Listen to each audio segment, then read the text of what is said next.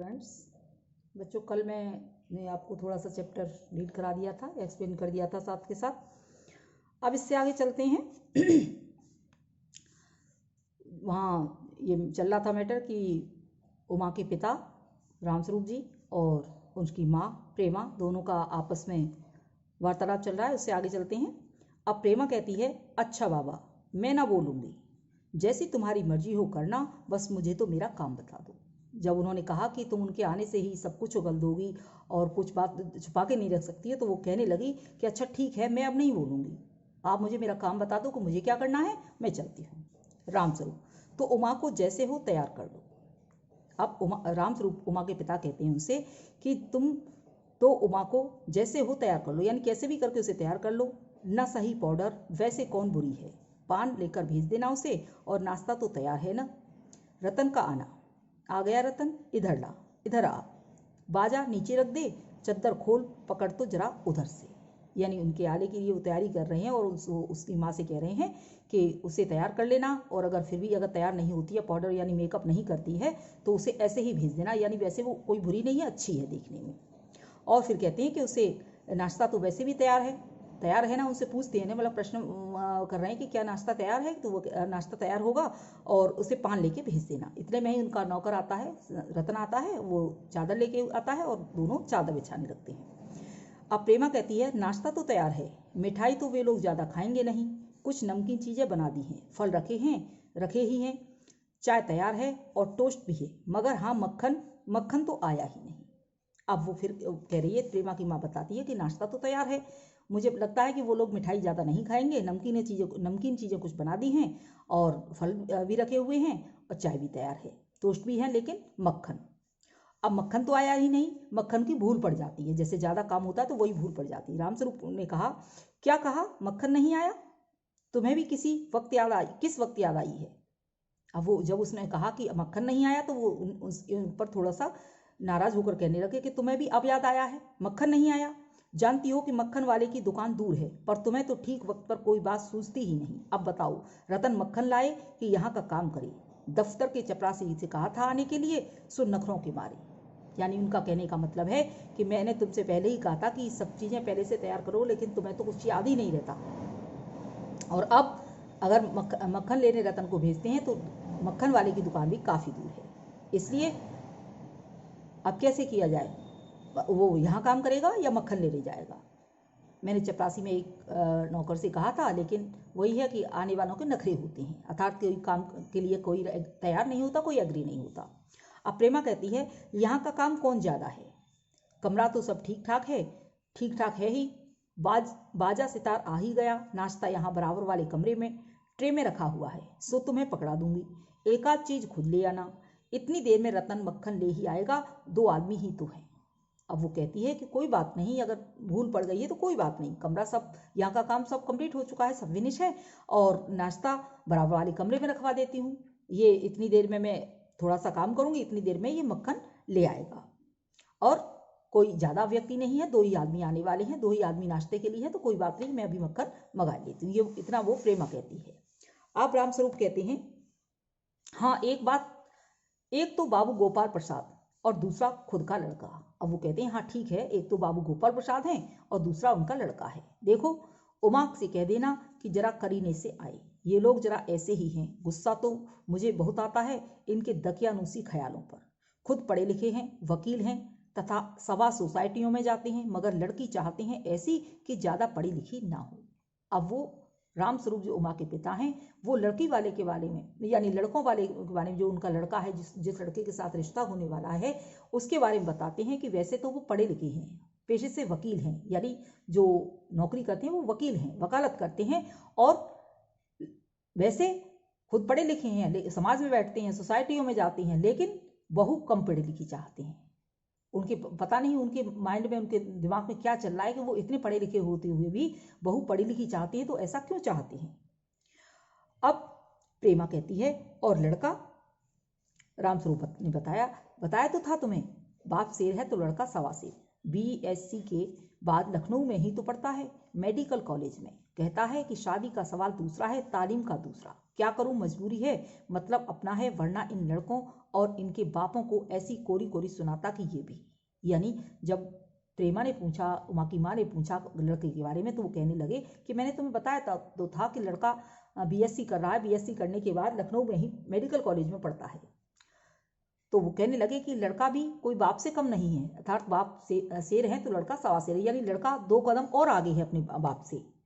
लेकिन वो कहते हैं कि क्या करूं, मेरी मजबूरी है, क्योंकि मुझे अपनी बेटी का, मजबूरी का मतलब है कि मुझे बेटी का विवाह करना है, नहीं तो मैं लड़के वालों को अच्छी सुनाता, यानी मुझे भी कम गुस्सा नहीं आता, मैं भी उनको अच्छा सुना सकता था। रतन, जो अब तक दरवाजे के पास चुपचाप खड़ा हुआ था, जल्दी जल्दी, अब रतन जो उनका नौकर है वो अब तक दरवाजे के पास खड़ा हुआ उनकी बातें सुन रहा था। वो कहता है बाबूजी बाबूजी, वो जल्दी से, मतलब ऐसा लगता है जैसे कुछ कहने वाला, कुछ घबरा रहा है, ऐसे वो कहता है बाबूजी बाबूजी। रामस्वरूप, क्या है? रतन, कोई आते हैं। उसने कहा कि कोई आते हैं। रामस्वरूप दरवाजे से बाहर झांककर जल्दी मुंह अंदर करते हुए, अब वो जो रामस्वरूप हैं उमा के पिता, वो जल्दी से दरवाजे से झांकते हैं, और जैसे ही झांकते हैं तो उन्हें वो आते हुए दिखाई देते हैं, इसलिए जल्दी ही अपना मुंह अंदर करते हैं। अरे ए प्रेमा, वे आ भी गई। अब वो अपनी पत्नी से कहते हैं प्रेमा वो आ गई। नौकर पर नजर पड़ते ही, अरे तू यहीं खड़ा है बेवकूफ, गया नहीं मक्खन लाने। अब वो रतन वहां खड़ा हुआ था तो उसे डांटने लगे कि बेवकूफ है, अभी तक यहीं खड़ा है क्या, मक्खन लेने नहीं गया? सब चौपट कर दिया। अबे उधर से नहीं, अंदर के दरवाजे से जा। यानी वो दरवाजा बदलते हैं कि इस दरवाजे से, जिधर से वो आने वाले थे उधर से नहीं, अंदर वाले दरवाजे से जा। नौकर अंदर जाता है, और तुम जल्दी करो प्रेमा, उमा को समझा देना, थोड़ा सा गा देगी। प्रेमा जल्दी से अंदर की तरफ आती है, उसकी धोती जमीन पर रखे हुए बाजे से अटक जाती है। यानी घबराहट में, जैसे कोई आता है तो घबराहट में ऐसे ही वो घबरा जाती है, और वो अंदर जाने के लिए कहती है। तो उमा के पिता उससे कहते हैं कि ऐसा करना, उमा को समझा देना कि वो ज़्यादा करीने से आए, यानी तरीके से, अच्छी तरह से आए, अच्छी तरह से बात करे, और थोड़ा सा अगर वो कहें तो उनके लिए गाना भी गा देगी। इस तरीके से वो उनसे कहते हैं। तो बच्चों यहाँ कुछ वर्ड मीनिंग थे, वो मैं आपको बोल के बता दी थी, जैसे मुंह फुलाना, नाराज होना है, बेवकूफ़ी या बेवकूफ़ मूर्ख होता है, जंजाल प्रपंच, झंझट उलझन होती है, लक्षण लक्षण होते हैं, ग्रामोफोन बताया था मैंने, टेप ध्वनियों को दोबारा सुनने वाला यंत्र होता है, टीमटाम में ऊपरी बनाव श्रृंगार, जो मेकअप होता है उसे बोलते हैं टीमटाम, नफरत घृणा, कतई, एकदम, जिक्र चर्चा, किसी बात के बारे में बताना, मर्जी इच्छा होती है, सब कुछ उगल देना, यानी छिपी हुई बात को भी प्रकट कर देना, ये मुहावरा है, सब कुछ उगल देना, छिपी हुई बात को प्रकट कर देना, कोरी कोरी सुनाना, साफ जवाब देना, तालीम शिक्षा को बोलते हैं, दकियानूसी यानी रूढ़िवादी, जो पुरानी परंपराओं को अंधविश्वासी होते हैं, रूढ़िवादी होते हैं, उनको बोलते हैं दकियानूसी, करीने से यानी उचित तरीके से। अब आगे चलते हैं बच्चों। प्रेमा, यह बाजा वह नीचे ही रखा गया है कम वक्त। अब वो बाजे से जब उसकी साड़ी अटक जाती है तो वो झुंझलाहट में साड़ी को खींचती है, ये बाजा भी यही रखा हुआ है। रामस्वरूप, तुम जाओ, मैं रख देती हूँ जल्दी। रामस्वरूप कहते हैं उनसे कि तुम जाओ, मैं इसे जल्दी से रख दूंगा। प्रेमा जाती है, बाबू रामस्वरूप बाजा उठाकर रखते हैं किवाड़ों पर दस्तक, यानी जैसे ही प्रेमा वहां से जाती है और वो बाजे को साइड से रखते हैं, वैसे ही दरवाजे पर नॉक किया जाता है, यानी कोई दरवाजा उनका खटखटाता है। रामस्वरूप, आइए आइए, यानी हंसते हुए उनका स्वागत करते हुए कहते हैं आइए आइए। बाबू गोपाल प्रसाद और उनके लड़के शंकर का आना, आंखों से लोक चतुराई टपकती है, यानी ये जो पैसेज है इसमें बताऊंगी मैं आपको, आवाज से लोक चतुराई टपकती है, यानी बहुत चतुर चालाक है। आवाज से मालूम होता है कि काफी अनुभवी और फितरती महाशय हैं। उनका लड़का कुछ खीस निपोड़ने वाले नौजवानों में से है, आवाज पतली है और खिसियाहट भरी, झुकी कमर इनकी खासियत है। अब वो बता रहे हैं, उन गोपाल प्रसाद के बारे में बता रहे हैं। गोपाल प्रसाद कैसे हैं? गोपाल प्रसाद आए हैं, जो आने वाले हैं गोपाल प्रसाद हैं, उनका लड़का शंकर आया है। यानी जो गोपाल प्रसाद हैं वो बहुत चतुर चालाक आदमी व्यक्ति हैं, मुझे देखने में ही लगता है, देखने में ही मालूम पड़ता है कि वो बहुत चतुर चालाक है। और जो उनका लड़का है वो कुछ हीन भावना लिए हुए है, ऐसा है, कुछ कहते हैं ना कि जैसे बात करना, जैसे किसी को फ्लैटरी करना, इसी तरीके से वो बात करने वाला है। यानी खिसियाट, आवाज़ पतली और खिसियाट, यानी कहते हैं ना कि कुछ जैसे ऐसे लगता है कि अपने अंदर अपनी कोई कमी को छुपा के बात करने वाला हो, तो इस तरीके से वो कहता है कि कुछ आवाज़ पतली है, उसकी कमर झुकी हुई है, और खीस निपोड़ने वाले का मतलब है कि दांत निकाल के बहुत ही गिरी हुई आवाज़ में, बहुत दीनहीन आवाज़ में बात करना, तो वो उसी लड़का उनका इस तरीके का कि दीनहीन आवाज़ में बातें करता है और अपने पिता को ही सब कुछ मानता है, वो जैसे कहते हैं वो वैसे ही तैयार हो जाता है। रामस्वरूप कहते हैं अपने दोनों हाथ मिलाते हैं, यानी रामस्वरूप और गोपाल प्रसाद हाथ मिलाते हैं। इधर तशरीफ लाइए, इधर वो तशरीफ लाइए यानी इधर बैठने के लिए वो कहते हैं कि इधर बैठिए।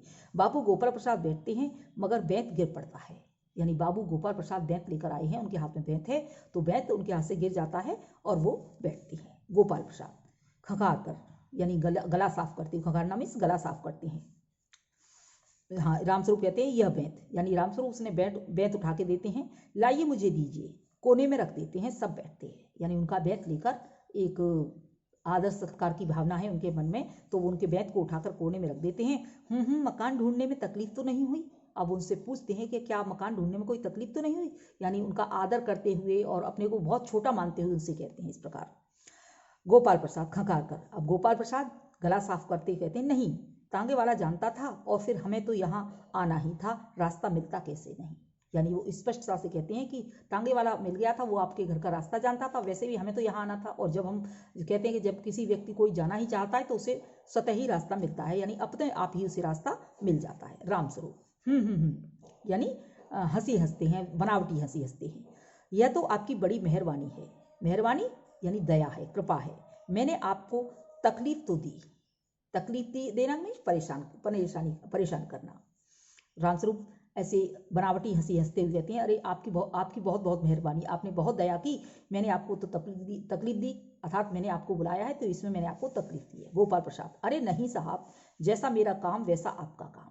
अब गोपाल प्रसाद कहते हैं अरे कोई बात नहीं, इसमें क्या है, जैसा मैं आता तो भी वही बात है, आप आते तो भी वही बात है, और मैं आया हूँ तो भी वही बात है, आखिर लड़के की शादी तो करनी ही है, बल्कि यूँ कहिए कि मैंने आपके लिए खासी परेशानी कर दी। अब गोपाल प्रसाद फॉर्मलिटी के लिए कहते हैं कि ऐसी कोई बात नहीं, आप आए या मैं आऊँ, बात एक ही बात है, और लेकिन अब हम आए हैं तो मुझे ऐसा लगता है कि मैंने आपको ही परेशानी पैदा कर दी। रामस्वरूप यह लीजिए, आप तो मुझे कांटों में घसीटने लगे, फिर वही बनावटी बातें करने लगे, कांटों में घसीटने लगे, यानी आप लड़के वाले हैं तो बड़े हैं, हम लड़की वाले हैं तो छोटे हैं, आप ऐसा कर रहे हैं, मुझे कांटों में घसीटने लगे, यानी मेरे ऊपर कोई पाप कर लगा रहे हैं, यानी कांटों में घसीटने का मतलब पाप करना।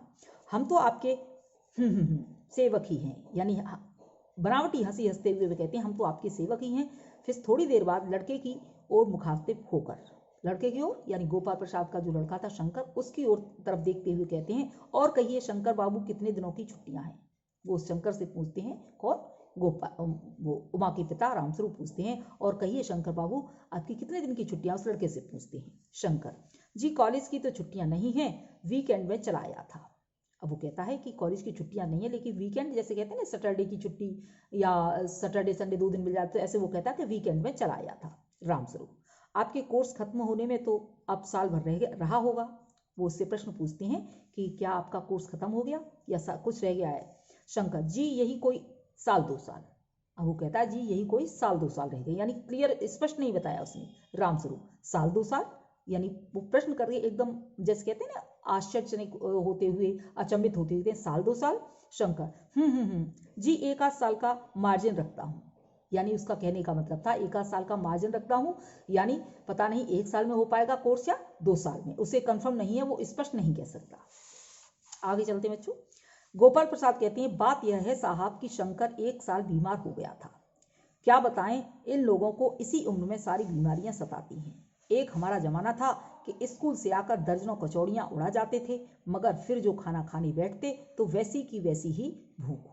अब गोपाल प्रसाद अपने बेटे की कमी को छुपाने के लिए कहते हैं कि अरे नहीं साहब ऐसी कोई बात नहीं है, ये इन लोगों को, यानी ये जो नवयुवक हैं, जो शादी योग्य बच्चे हैं, उनकी क्या है कि उन लोगों को इसी उम्र में परेशानियां होती हैं, और परेशानी होती है, और परेशानी होने का कारण है कि ये लोग पता नहीं खाते पीते नहीं है। और हमारा एक ज़माना था कि हम भरपेट नाश्ता करते थे, बाजार में कचौड़ियाँ खाते थे, फिर खाना खाने भी बैठते थे, पूरा खाना खाते थे। वो क्या अपने समय की बात, अपने जब युवा थे वो तब की बातें बता रहे हैं। रामस्वरूप कहते हैं कचौड़ियाँ भी तो उस जमाने में पैसे की 2 आती थी। अब वो अपने जमाने में यानी बीते हुए समय में चले जाते हैं, अतीत में चले जाते हैं और अतीत की बातें करने लगते हैं। दोनों बैठे, कौन कौन, रामस्वरूप और गोपाल साहब।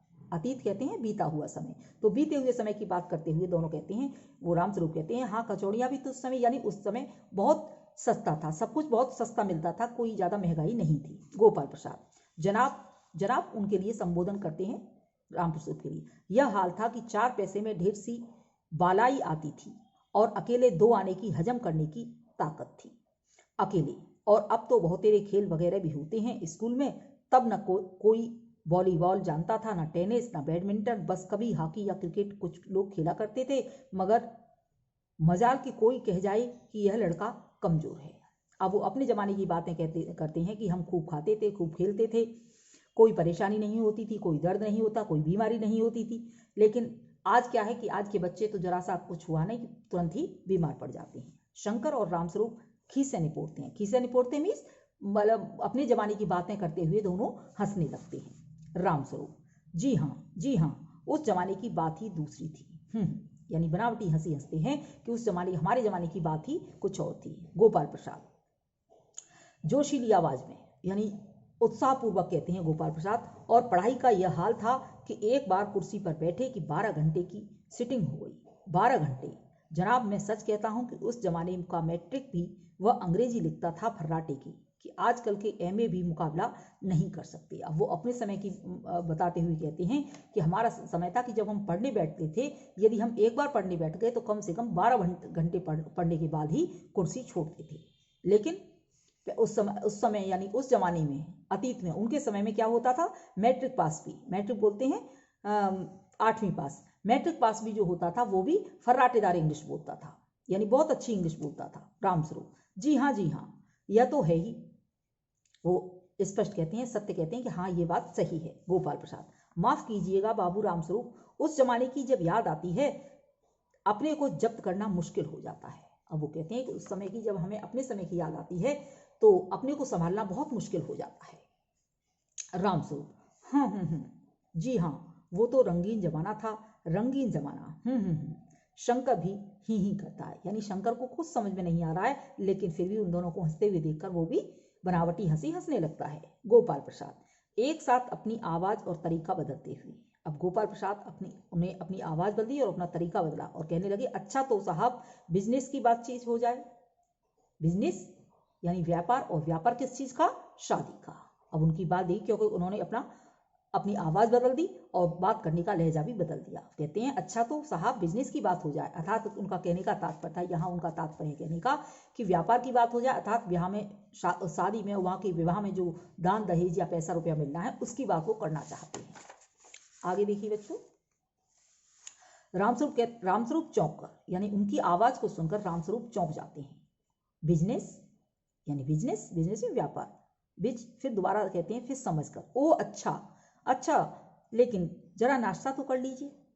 उठते हैं, यानी जब उन्होंने बिजनेस के लिए कहा तो वे एकदम समझ नहीं पाए, और समझने नहीं पाए इसलिए दोबारा से बिजनेस, फिर उन्हें ख्याल, फिर वो समझ गए उनकी बात को, समझते हुए कहते हैं अच्छा ठीक है, पहले नाश्ता कर लीजिए तब बातें करते हैं। गोपाल प्रसाद, यह सब आप क्या तकल्लुफ कर रहे हैं। तकल्लुफ मीन्स परेशानी, यानी कोई ऐसी परेशानी नहीं, यानी नाश्ता वाश्ता की कोई जरूरत नहीं है, तो कोई परेशानी उठाने की जरूरत नहीं है। रामस्वरूप, फिर वो ये हंसते हैं, तकल्लुफ किस बात का।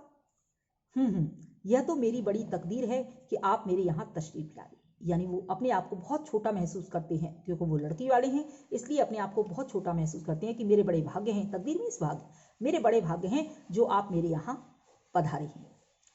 मैं किस वक्त काबिल हूँ, माफ कीजिएगा जरा अभी हाजिर हुआ, क्योंकि वहाँ उन्हें जाना था नाश्ते कहने के लिए, इसलिए उनसे कहते हैं, माफ़ी क्षमा चाहते हैं कि मुझे क्षमा कीजिए, मैं अभी हाजिर होता हूँ। अंदर जाते हैं। गोपाल प्रसाद थोड़ी देर बाद दबी आवाज में, अब गोपाल प्रसाद थोड़ी देर बाद दबी आवाज में, आदमी तो भला किससे कह रहे हैं, वो अपने बेटे शंकर से कह रहे हैं। यानी जैसे ही वो उठ के गए गोपाल प्रसाद तो अपने बेटे शंकर से कहने लगे दबी आवाज, यानी धीरे आवाज में, जिससे वो सुन लगे, आदमी तो भला है, मकान भी से हैसियत भी बुरी नहीं मालूम होती, पता चले लड़की कैसी है जी। शंकर जी, यानी जब उन्होंने कहा कि हालचाल यानी कंडीशन देखने में अच्छी है, लड़की वाला है, लेकिन मकान भी अच्छा बना हुआ है और आदमी भी अच्छा लग रहा है, अब लड़की देखते हैं कि लड़की कैसी है। शंकर कुछ नहीं कहता, केवल जी कहता है। कुछ खंगार कर इधर उधर देखता है, यानी अपना गला साफ करते हुए इधर उधर देखता है। गोपाल प्रसाद, क्यों, क्या हुआ। अब गोपाल प्रसाद अपने बेटे से पूछते हैं, क्या हुआ। शंकर, कुछ नहीं। गोपाल प्रसाद, झुककर क्यों बैठते हो, ब्याह तय करने आए हो, कमर सीधी करके बैठो। तुम्हारे दोस्त ठीक कहते हैं कि शंकर की बैकबोन मीन्स रीढ़ की हड्डी इतने में बाबू रामस्वरूप आते हैं, हाथ में चाय की ट्रे लिए हुए मेज पर रख देते हैं। यानी गोपाल प्रसाद अपने बेटे को समझाते हुए कहते हैं, क्योंकि वो उसकी कमर झुकी हुई थी तो वो झुककर बैठता था, इसलिए वो कहते हैं कि हम लड़के वाले हैं, शादी करने आए हो, शादी का रिश्ता तय करने आए हो, सीधे बैठो। और जब उससे नहीं बैठा जाता तो वो कहते हैं कि शायद तुम्हारे दोस्त ठीक कहते हैं कि तुम बैकबोन हीन हो, यानी तुम्हारी रीढ़ की हड्डी नहीं है। गोपाल प्रसाद, आखिर आप माने नहीं। जब वो चाय की ट्रे लेके आए रामस्वरूप जी, तो वो कहने लगे गोपाल प्रसाद कि आप माने नहीं। रामस्वरूप चाय प्याले में डालते हुए यानी चाय उनको परोसते हैं, उनको प्याले में डालते हैं हंसते हुए, और आपकी विलायती चाय पसंद है या हिंदुस्तानी? फिर उससे पूछते हैं कि आपको विलायती चाय पसंद है या हिंदुस्तानी? गोपाल प्रसाद, नहीं नहीं साहब, मुझे आधा दूध और आधी चाय दीजिए, और जरा चीनी ज़्यादा डालिएगा। मुझे तो भाई यह नया फैशन पसंद नहीं। एक तो वैसे ही चाय में पानी काफ़ी होता है, और फिर चीनी भी नाम के लिए डाली जाए तो जायका क्या रहेगा? यानी उनका कहने का मतलब था कि जो विलायती चाय होती है उसमें केवल शक्कर नहीं होती, केवल पानी और चाय ही होती है। और अब वो कहते हैं कि मुझे तो देसी चाय हिंदुस्तानी चाहिए। हिंदुस्तानी चाय में क्या है, खूब सारा दूध पड़ता है और खूब मीठी होती है, तो वो कह रहे हैं कि मुझे हिंदुस्तानी चाय चाहिए। रामस्वरूप, कहते तो आप सही हैं। उनकी हाँ में हाँ मिलाते हुए कहते हैं कि हाँ आप सही कह रहे हैं। प्याला पकड़ाते हैं। किसको?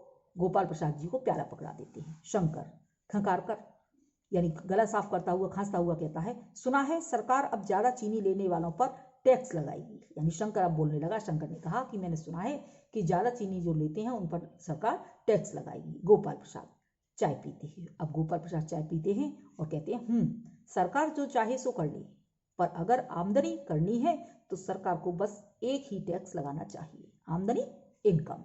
जो